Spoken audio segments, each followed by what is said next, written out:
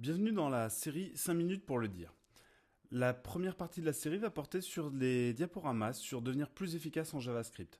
Tout d'abord un petit mot sur le format, 5 minutes max, ça veut dire en gros que je ne dépasserai pas, ou bref, on verra, que je ne traiterai pas tout. En 5 minutes, on ne peut pas tout dire, on ne peut pas parler de tout, donc il y a des choses même importantes que je laisserai volontairement. L'objectif est de percuter suffisamment pour qu'il y ait des choses qui rentrent, pour qu'il y ait des choses importantes qui soient apprises et qu'après ça vous donne des éléments pour aller plus loin.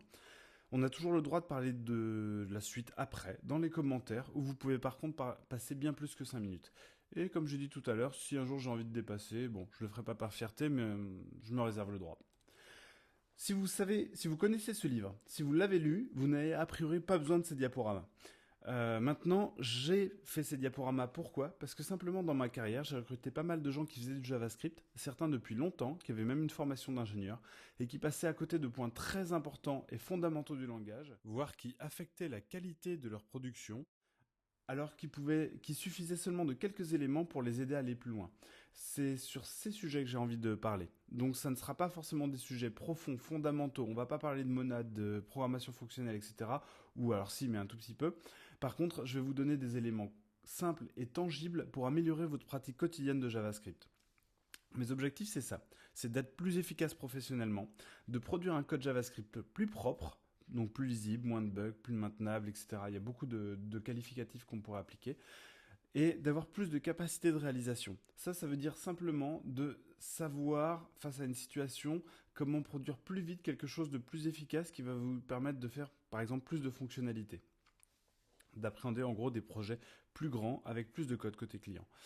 L'un des objectifs que j'ai aussi, c'est de vous permettre de comprendre des fondamentaux de l'informatique qui sont rarement expliqués et qui vous serviront tout au long de votre carrière de développeur. Donc comme j'ai dit, il y a un certain nombre de choses qu'on va couper. Je m'adresse que pour l'instant au JavaScript dans le navigateur. Je ne vais pas parler du DOM, je ne vais pas parler des frameworks jQuery ou autres. Je les utiliserai par endroits, donc n'hésitez pas à en apprendre au moins un. De toute manière, c'est fondamental. Je ne parlerai pas de l'héritage prototypal, en tout cas pas dans cette première série. Et tout ce qui est contexte d'appel de fonction, les erreurs sournoises, des choses un petit peu tricky du langage JavaScript, ça sera passé complètement sous silence parce que c'est beaucoup trop, pour l'instant, anecdotique et poussé pour remplir les objectifs que je souhaite remplir. Alors super, qu'est-ce qu'on va faire donc maintenant? La première chose à savoir, c'est qu'est-ce qu'il ne faut pas faire. C'est l'un des rares langages où la première chose que l'on apprend, c'est qu'est-ce qu'il faut éviter d'utiliser, qu'est-ce qu'il faut oublier dans tout ce qu'on vous a appris. Bon, on fera ça. On le fera peut-être pas en premier parce que c'est pas ce qu'il y a de plus motivant, mais on en fera un épisode complet. La deuxième chose, c'est utiliser les bonnes boucles. Il n'y a pas grand-chose à savoir là-dessus. Par contre, si on se plante là-dessus, on fait du code qui est vraiment catastrophique et qui peut tomber, enfin qui peut générer des nouvelles erreurs, alors même que le code n'a quasiment pas bougé depuis des mois. C'est arrivé sur un projet où il suffit de rajouter la fonction indexOf pour certaines versions de Explorer et on s'aperçoit que le code de toute l'application ne marche plus. Ensuite, il vous faut comprendre les comparaisons. En JavaScript, les comparaisons sont un petit peu différentes par rapport à d'autres langages. Il y a aussi la notion de falsy value, de valeur fausse, qu'il faut savoir maîtriser. On passe par la suite à comprendre les portées. Comprendre les portées des variables. Et là, on arrive directement dans un monde un petit peu plus, on va dire qu'il va un petit peu plus loin dans la théorie en informatique, on arrive vers la programmation fonctionnelle et on arrive vers des choses qui vont être très intéressantes, qui sont pas si compliquées que ça. Ça va franchement vite de comprendre les concepts dont on va parler.